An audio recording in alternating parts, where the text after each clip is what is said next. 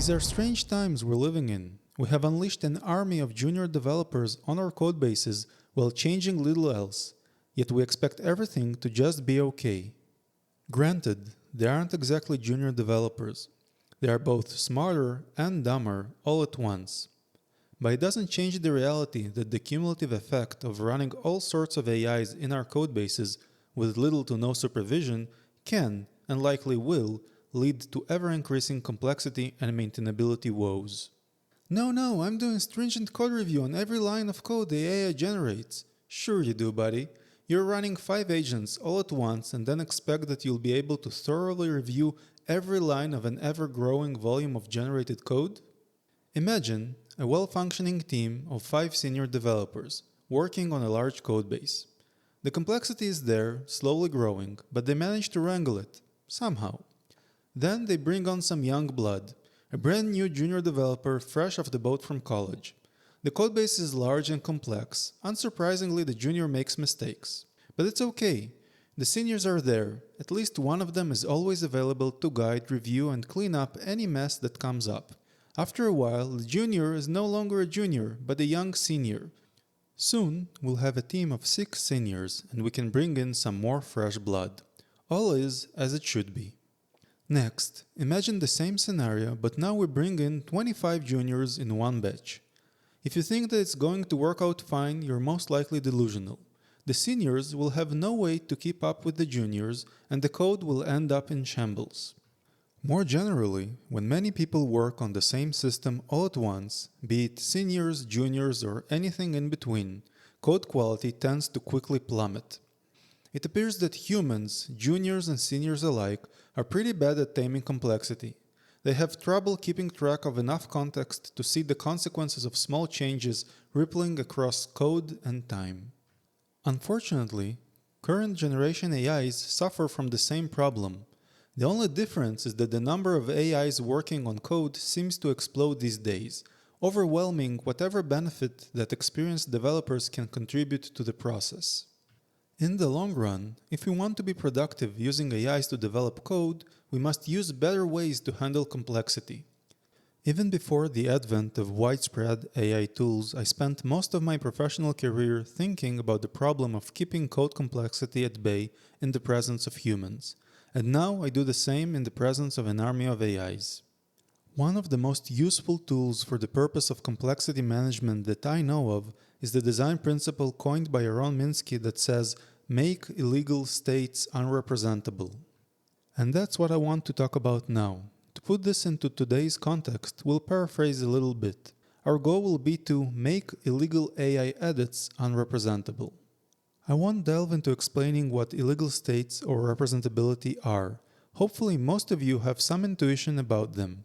What I want to highlight though is that making illegal states unrepresentable is an excellent complement to the weaknesses of both humans and AIs that I described before. The way one would typically enforce the unrepresentability of illegal states is at compile time, using the type system. Unlike your average AI, the compiler is enforcing type constraints by taking your whole program as context. It doesn't forget things just because they are too far away in code or time. And while the wet and imprecise brain of an AI can miss things, the cold and calculating brain of a compiler never forgets anything you ever taught it. The biggest takeaway from this is that the more rules and invariants we encode into the type system, the more helpful the compiler will be in enforcing those invariants, deterministically and without fail. So if some illegal state needs to be avoided globally and forever, make it unrepresentable at compile time. And whether you or your AI remember about it while editing code won't matter in the least. Let's illustrate this with a concrete example. Let's pretend we're programming a coffee-making robot, something like this. There are many subsystems involved in operating such a thing. We'll focus on the coffee ordering part. Since we're just a small startup, we start with a small proof of concept. For now, we support only one type of drink. Apparently, cappuccino is very popular these days, so that's a good starting point for us. To order cappuccino, the user needs to tell us what kind of milk should be used. We'll model the order with a record class. It appears that choosing milk nowadays is a non-trivial task. So milk is actually an enum with multiple choices. Notice the non-null annotation on the milk field. I hear that nulls can be dangerous, so we are very explicit about how we handle them. Every cappuccino must have milk specified. After successfully making a cappuccino, we want to expand our repertoire. So might as well make a plain espresso. We already have all the ingredients to make it. Espresso is just cappuccino minus the milk. Now, milk is a nullable field. If the value is present, we make a cappuccino. If not, we make an espresso. We got the ball rolling, so let's make another drink, latte. It's just like cappuccino, but with more milk. So both latte and cappuccino must have milk specified. The presence or absence of the milk field is no longer enough to indicate which type of drink we need. We'll have to disambiguate the drinks somehow. The drink type enum will indicate which drink the user ordered. It's defined like so. Now we can tell which type of drink to prepare, even when the milk field is present. We are still careful about nulls. Drink type is mandatory. Otherwise, we won't be able to tell which drink the user actually ordered. This is a nice way to future-proof ourselves so that we can handle other drinks as well.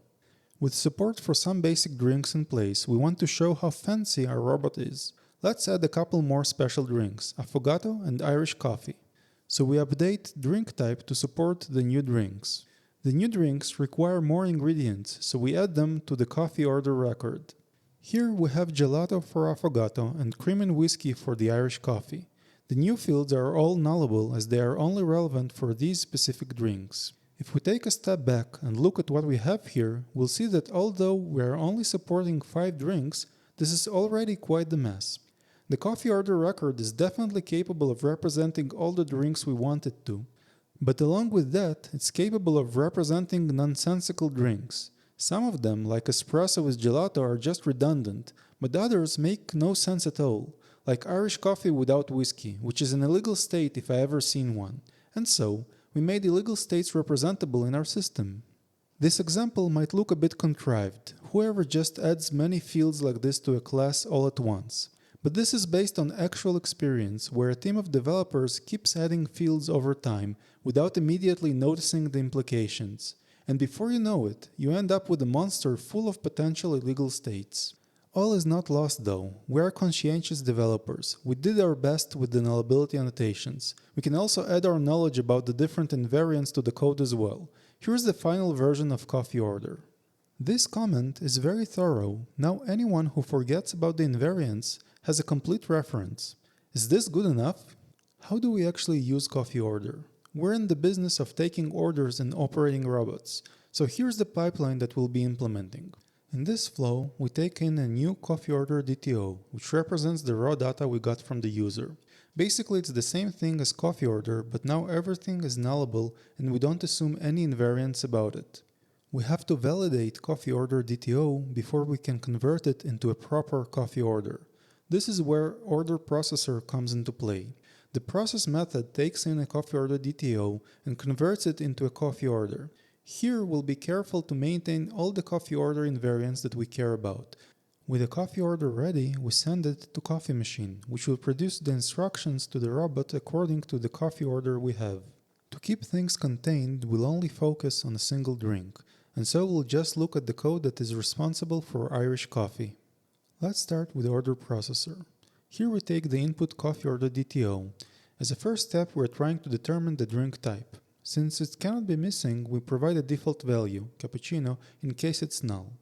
We then switch on the drink type. In case it's Irish coffee, we process the order using the process Irish coffee method, which is defined as follows. First, we extract the cream value and provide the fallback in case it's missing, and do the same for the whiskey value. We finally create coffee order of type Irish coffee. At this point, we have to populate its fields according to the invariants that we defined for Irish coffee. Since we just made sure that cream and whiskey are not null, the invariants are in check. The rest of the fields are not relevant for Irish coffee, so we set them to null. With this code in place, we kept all the invariants that are dictated by coffee order. Illegal states are nowhere in sight. We could even write a unit test to make sure that this is so. The next step is to program the coffee machine. Suppose we have a method that tells the robot to prepare the Irish coffee. Given the user's choice of cream and whiskey, it instructs the robot to prepare Irish coffee.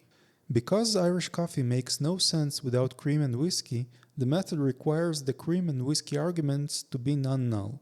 This reflects the rationale for the invariance in coffee order. We'll use the prepare Irish coffee method in Coffee Machine Prepare when converting a coffee order into instructions for the robot. We switch on the order's drink type, and in the case where the drink type is Irish coffee, we extract the cream and whiskey values and pass them on. That's okay, right? We have all those invariants in place because it makes no sense for those values to be empty at this stage. Order processor made sure of this. Unfortunately, this doesn't compile. Well, this makes sense. We just specified that prepare Irish coffee takes non-null values, and despite our invariants, nothing guarantees to the compiler that the values are actually not null. But we know that everything is fine here. Let's insist on that. We added a defensive null check to satisfy the compiler, and we throw an exception if the invariant is broken. But we know it's safe, and just to be extra careful, we leave an emphatic comment for future reference about just how impossible it is for the values to be missing here.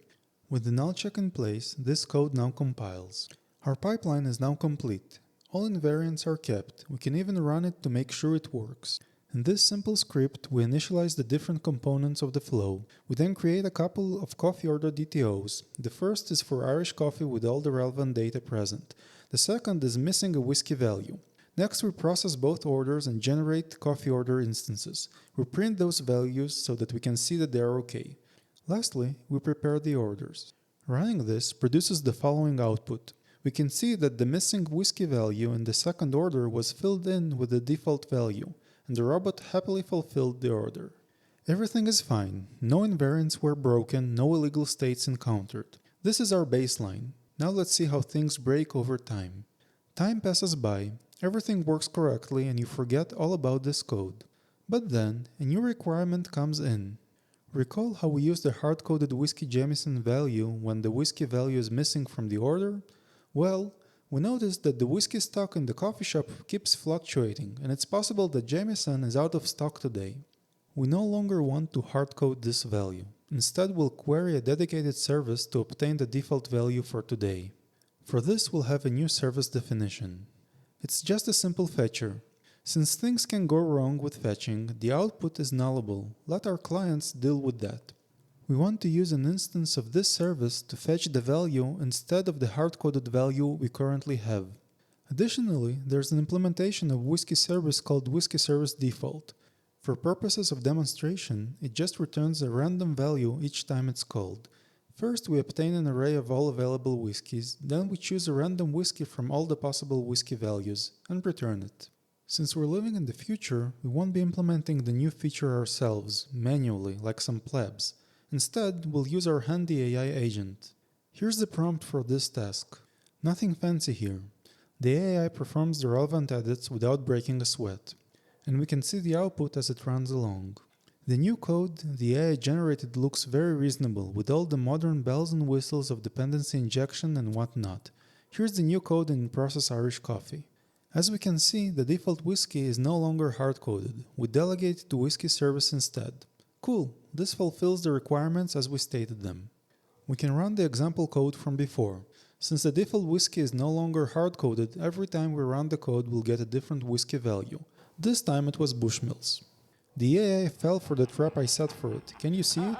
As it currently stands, the code doesn't exhibit any bugs. But after this simple edit, a bug is latent in the codebase. Neither the AI, nor the human, or even the test suite caught anything. We move on with our life, busying ourselves with other parts of the codebase, until one day we get another feature request. It appears the stock of whiskeys fluctuates so rapidly that we still sometimes try to serve whiskey that's out of stock, even without hard-coding the value. To fix this, in the Whiskey service implementation, we are asked to check the current stock and avoid choosing a whiskey that is out of stock. To do this, we have another service we can query. Fetch today's stock gives us a snapshot of the current stock. There is also a helpful comment about an invariant here, which we'll trust blindly.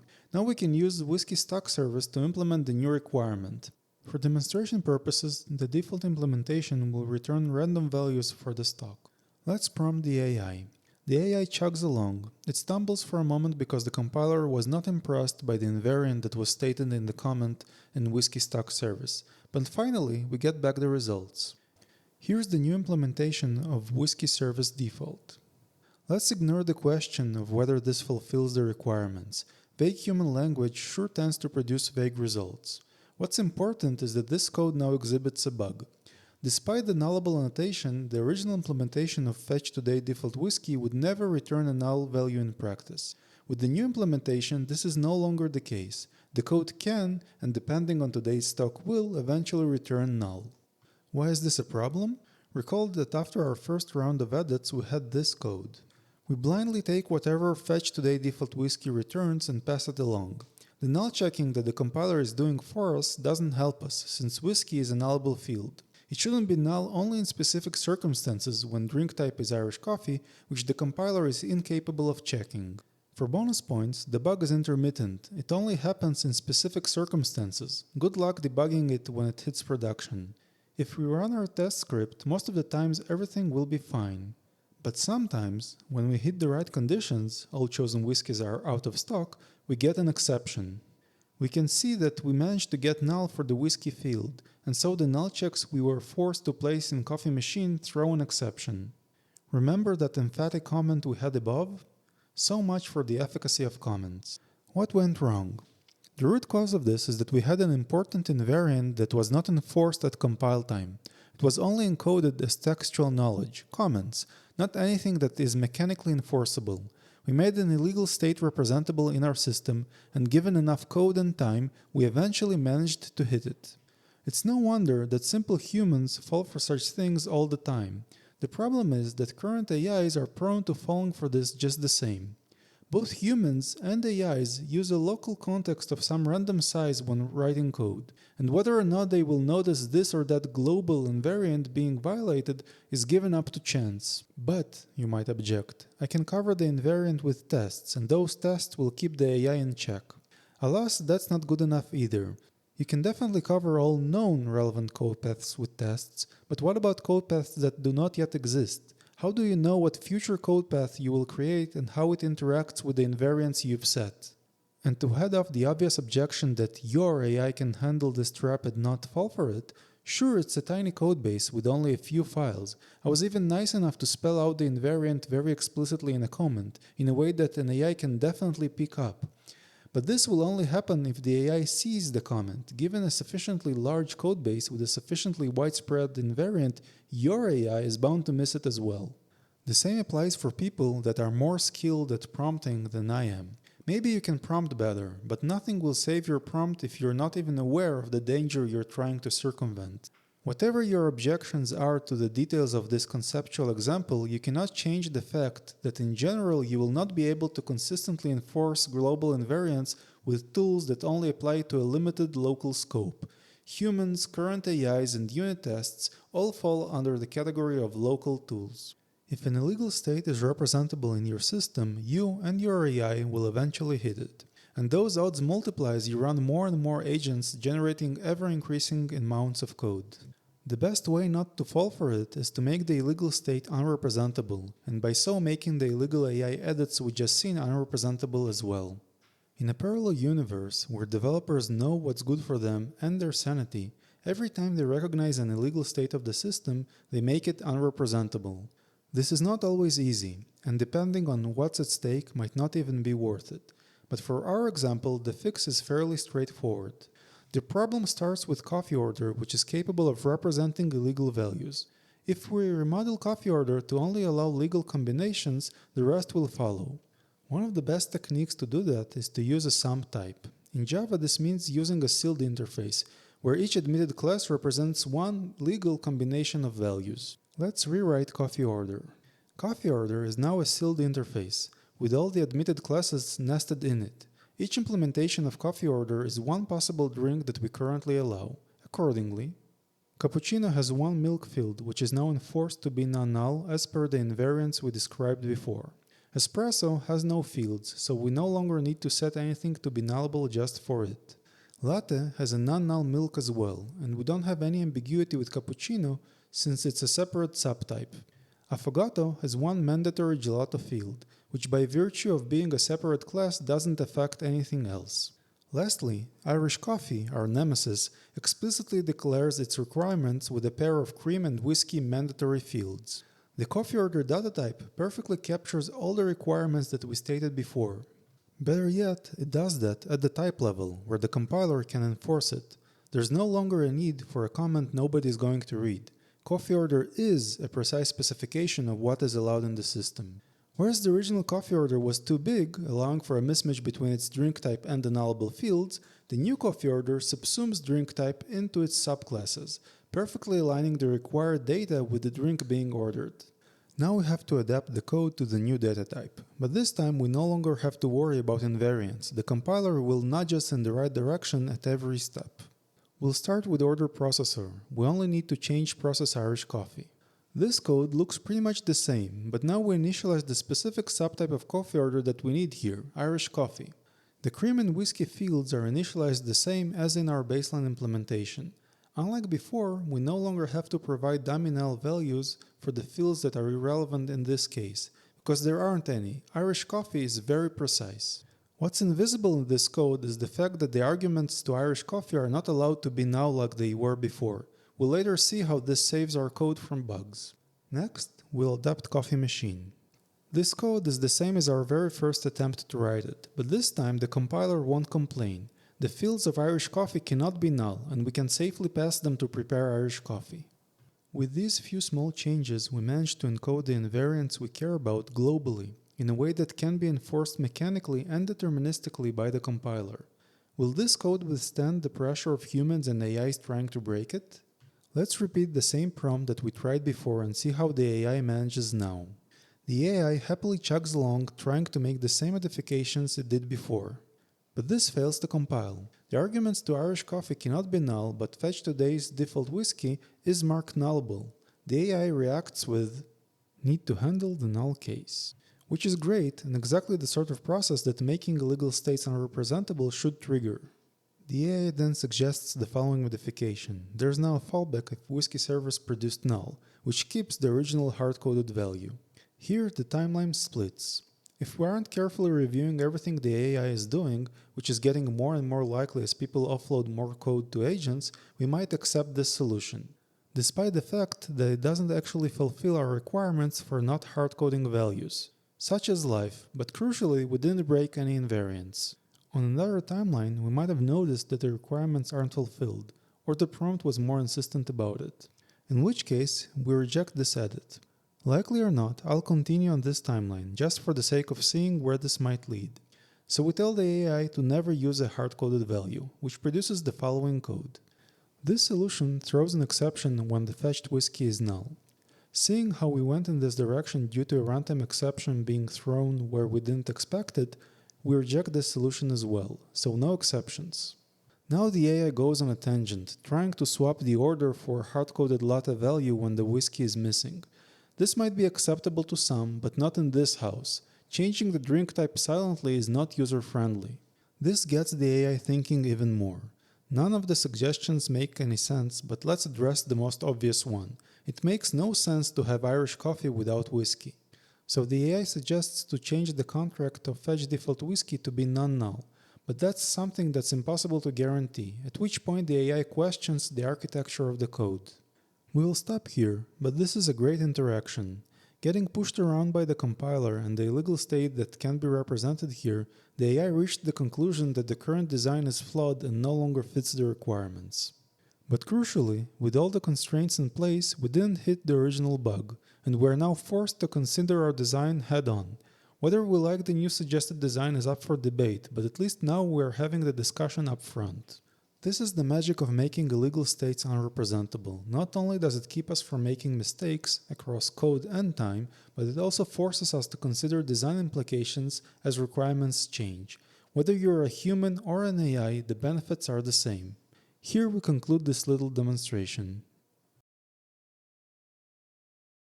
It's not the fault of the AI that it can't enforce global invariants, or more generally keep track of the global properties of code as it grows and evolves over time. It, just like us puny humans, was never designed to do that. Maybe one day this will change, but until then, as conscientious software engineers, we must utilize whatever tools we have at our disposal to compensate for this deficiency. The sharp-eyed viewers amongst you might have noticed that nothing about the pitfalls in the example code was specifically tailored to the weaknesses of AI tools. A human developer might fall for the very same things, appropriately scaled into a larger codebase. And that's not a bad thing, it just means that we have decades of experience in tackling these issues. Experience that we can apply to help AIs just as we managed to help humans in the past. Making illegal states unrepresentable is one approach, or rather a design principle, to enforce global invariants that we can use. By consistently making illegal states unrepresentable in our code, we offload more responsibility to the type system and the compiler, tools that were actually designed to enforce global properties of code, from now and till forever, never relenting and never forgetting. Quoting from Yaron Minsky, I think that people think of the type system as merely a constraint. That is to say, you write code as you did before, and then you see whether the compiler accepts it. As people get more experienced, they start to use the type system as a tool in its own right, and one of the things that is constantly on one's mind is how to pass off as much of the proof burden as possible to the compiler. We've seen a taste of this responsibility offloading before. It takes some practice, but there are many other techniques that align with this more compiler-aware approach to programming. Not the least of which is to stop lying to the compiler. That is, to stop hiding information from the compiler by, for example, using casting, nulls, runtime exceptions, and the like. In a future installment, we'll explore how we can limit the number of lies we tell the compiler, making the type system more useful and the AI tooling less error-prone. The mantra of "make illegal states unrepresentable" is at least a couple of decades old. Unfortunately for the software industry, to this day it didn't make it into the mainstream. But now, under the barrage of AI-generated code, is the perfect time to start adopting it. May your illegal AI edits be forevermore unrepresentable.